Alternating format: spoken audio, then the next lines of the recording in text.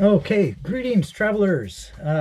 In this short video, we are going to talk about what it would be like to travel in the fifth dimension, or how fifth dimensional beings would be able to just instantly transverse huge distances across the universe that would otherwise make Einstein and people like Schrodinger very upset.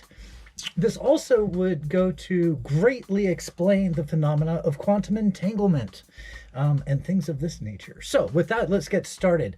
I'm going to try to explain this using an analogy based in video games, using something like Super Mario Brothers. We know Super Mario. It's a linear kind of scrolling game. Now, the concept here that we want to focus on is distance. The distance between, like, let's say here and the furthest reaches of the universe, the time that it would take us in our four-dimensional thinking and being trapped in space-time, as it were, is a linear progression. Just like in Super Mario, it's going to take you a certain amount of time to go from one end of the map to the other, okay? Now, like our universe, when creating video games, everything starts within a cube of boundaries so that you can reference units in between those, so as, like in the game Minecraft, for example, you can build objects within these units, and hence you have your measurement of volume and so forth. Okay, so let's keep that in mind first. We have an artificial area for which we can divide units of measurement inside so as to have geometric shapes, volumes, more so that your little player, Mario, can determine how fast you're going around and how long it takes you to get from point A to point B and so forth, okay? With that, let me just show you briefly what the code would look like. Very simplified version of code. I'm going to create some variables. First, time, because we are a fourth dimensional object. The cornerstone of our existence is the fact that we are trapped in space-time. This is what we're going to hack, so to speak, to traverse the universe instantly. Okay, so here's what we first have. Current time, we're going to call that variable CT. Current time minus the start time, the beginning. Current time, start time is going to be shorter, so that's going to come after. Is going to equal, let's call this one the units traveled, UT.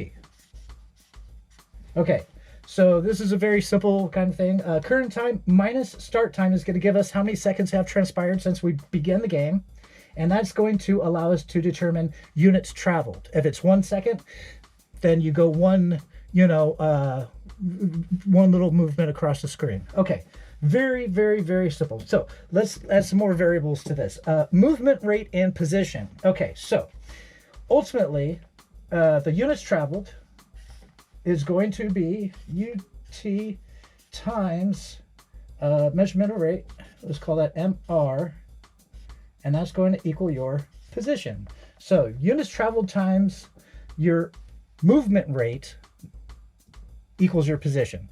So movement rate, this is going to be known as a variable. Let's say right now, for this example, movement rate equals 1. Okay, so current time minus start time equals units traveled. So let's say you've been playing the game for 10 seconds, okay?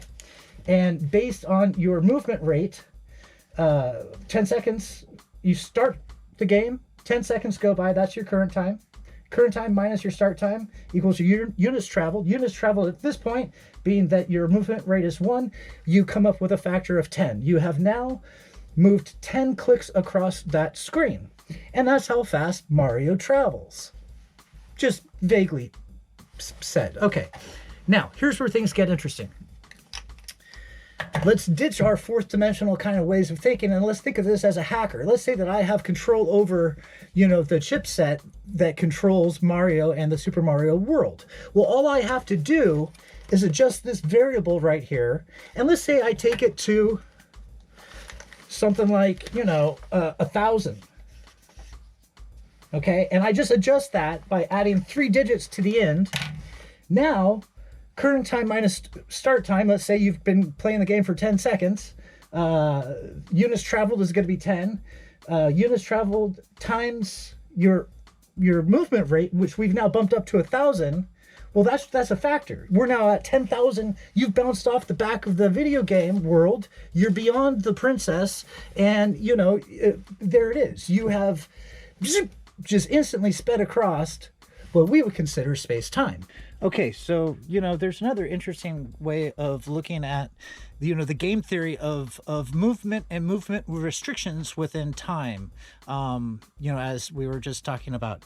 So if you think of this more in a fifth dimensional mode of thinking, well, fifth dimension would enable the ability to manipulate time in that you could move forward, backwards, technically sideways in it. So in essence, your current time minus your start time, you would be able to manipulate either one of those integers, hence deriving any kind of units traveled as you see fit. So in essence, these would be mitigated out. All you're left with is units traveled.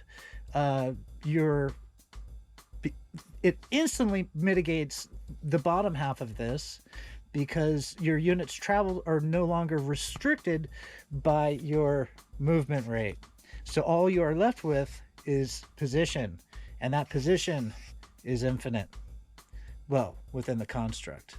So if you take in the constructs of the universe and see this almost as like a virtual reality simulation, even though it's vast and it would take you eons to travel from one corner to the other, just like a Super Mario map very largely, once you realize that that map is projected from a chipset or some other mode of retained memory, those distances are now irrelevant because they're only distances perceived by the user.